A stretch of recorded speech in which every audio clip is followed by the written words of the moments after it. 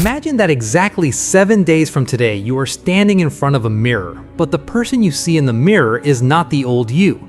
Your thoughts have changed. The fears that used to trap you, the fears that held you back, have somehow disappeared.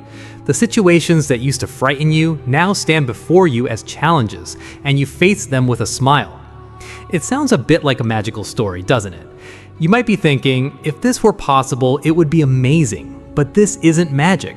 No, this is science. And your brain has an incredible ability through which this is actually possible, and that is reprogramming. Science says that every day our brain creates countless neural pathways. If you repeat the same thoughts, the same feelings, and the same habits over and over, those habits become as hard as concrete. But if you consciously start changing these pathways with new thoughts and new behaviors, then your brain will be forced to create new roads. And you don't need a long time to build these pathways. Just 7 days are enough. For these 7 days, you will do exactly those things that will erase the old stuck programs in your brain and install new, powerful, and updated programs. So let's begin the challenge of reprogramming your brain in just 7 days, starting with the tasks for the first day. Every morning after waking up, your first task is probably picking up your phone and checking all the notifications, then scrolling through the news feed for a while. At first, you think you'll only look for a few minutes, but minutes pass, and sometimes even the hour hand on the clock changes. Still, you don't feel like getting out of bed. Then, after finally leaving the bed, everyone gets busy with their own work. Students leave for school, college, or private tutoring. On the other hand, employees or businessmen also enter their daily routines. Going and coming on the same road every day, doing the same type of work, meeting the same type of people. As this continues, their minds become heavy. A strange feeling of boredom arises inside their bodies. Both concentration and focus are lost. But did you know that research says that negative input can increase the cortisol hormone in our brain within just a few minutes, which reduces focus, creativity, and even decision-making ability? So for the first day's 24 hours, keep yourself away from your mobile phone and all laziness. Instead, connect yourself with positive input. That's enough for the first day. Now let's move on to what you need to do on the second day. Are you familiar with the term micro goals? In simple language, micro goals means setting small goals. Our biggest mistake is that we first set huge, massive goals. These are long-term processes that take a long time to achieve.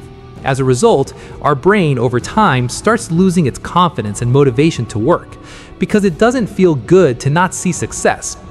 Having big dreams is natural, but you have to break them down into small steps and divide them into different phases. And with the completion of each step, our brain becomes more confident and gets the motivation to work. This rule is very simple. Every day, set a small goal that you can achieve very easily. For example, 20 minutes of exercise, 30 minutes of reading, or learning a small part of a new skill. But if you instead insist on exercising for several hours in one day, studying for several hours, and learning an entire skill in one day, then your brain will start feeling bored with these goals, because our brain releases dopamine only after small victories. And because of this release, the brain likes that task so much that it provides the motivation to do that task again and again. It might surprise you, but sometimes just one small goal can set the mindset for the entire day. And here's a fun fact about our brain. When a 15-minute timer goes off, we see that our brain often continues the task for another 10 to 15 minutes from the bottom.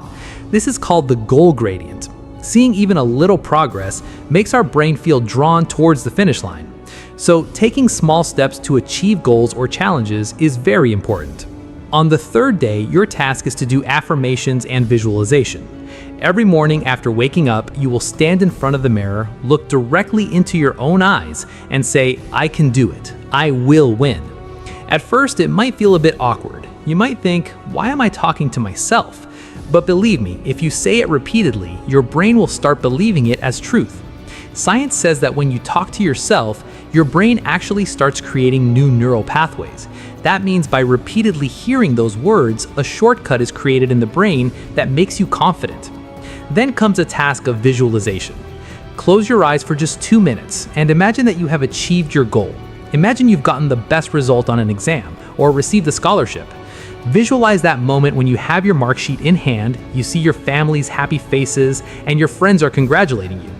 The amazing thing is that the way you imagine it, your brain registers it almost as if it were real.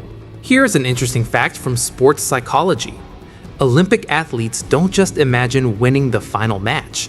They imagine every single step. Standing at the starting line, hearing the starting sound, even how they will recover if they stumble midway. They rehearse it all inside their minds. As a result, when they step onto the field, their subconscious mind is already prepared. So if you do these two things every day, 1. Stand in front of the mirror in the morning and speak firmly to yourself. 2. Then close your eyes and picture the achievement of your goal. Your focus will automatically start increasing. Your brain will help you find exactly the opportunities you need to achieve your goal. So start doing these from today. It won't take much time, just 4 to 5 minutes, but this small habit can change your confidence, your focus, and your path to success. On the 4th day, the target is a physical reset. Our brain gets energy from the body. So your tasks are 30 minutes of light workout, drinking enough water, and staying away from junk food. It sounds simple, but its effect is surprisingly rapid. You can start the morning with a walk or jogging. This increases blood circulation in your body, delivering more oxygen to your brain. It also increases the level of a brain fertilizer called BDNF, brain-derived fertilizer trophic factor, which strengthens neurons and helps create new connections. The result? Your focus stays strong, your mood stays good, and your work speed increases. Many people don't know that after 20 to 30 minutes of exercise, our decision-making and problem-solving abilities increase. Not just increase, they increase noticeably. Also, if your body has even a 1 to 2% water deficit, your concentration, mood, and memory decrease. That means many times, laziness or brain fog is actually a side effect of dehydration. So, along with exercise, drinking enough water is also crucial. Now let's move on to the activity for the 5th day. This day will be Deep Focus Day, where the brain will be taught how to immerse itself in deep concentration. Start very simply. First, turn on Do Not Disturb mode on your phone. Turn off social media notifications. If possible, leave your phone in another room. Then quickly tidy up your study table. Try to keep water, a pen, a notebook, and necessary files within reach. And you can apply these techniques to any important work, not just studying, because constantly arriving notifications repeatedly break your brain's context. That means you can't figure out what you should do and how you should do it. So for any important task, building deep focus is the best. On the 6th day of the challenge, what you need to do is try to teach others. Learning something is easy, but teaching that same thing to others is just as hard. You might understand a topic in a very general way, but the person in front of you might not have thought about it in such a general way at all. That's why that topic becomes difficult for them to learn. So whether it's studying or your own work, if you want to bring out your best, what you need to do is try to teach others. And when you can easily put any topic into someone else's mind and make that person understand it, then your learning is truly worth it. Suppose you know a topic from your book very well, but when your teacher asks you to stand up and explain that topic to everyone, you fail to teach them. Or someone finishes a task at the office very well, but during the meeting presentation, they fail to present it properly in front of everyone. Then those things have no value, right? So to reprogram your brain, trying to teach others is a very impactful and effective step. On the 7th day of the challenge, your task is self-review and future planning. We've now covered 6 days of the brain reprogramming challenge.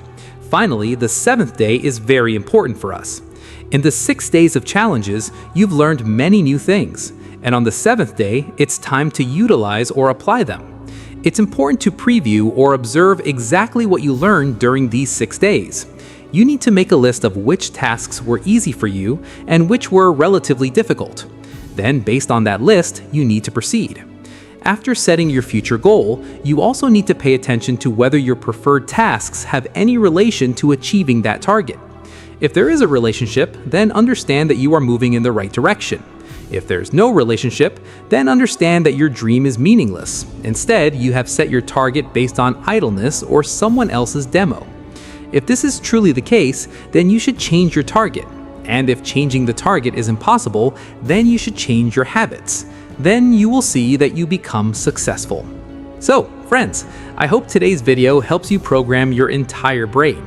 And if this video has indeed been of some benefit to you, then don't forget to hit like. Also, if you're new to the channel, subscribe and stay with us. Thanks for watching.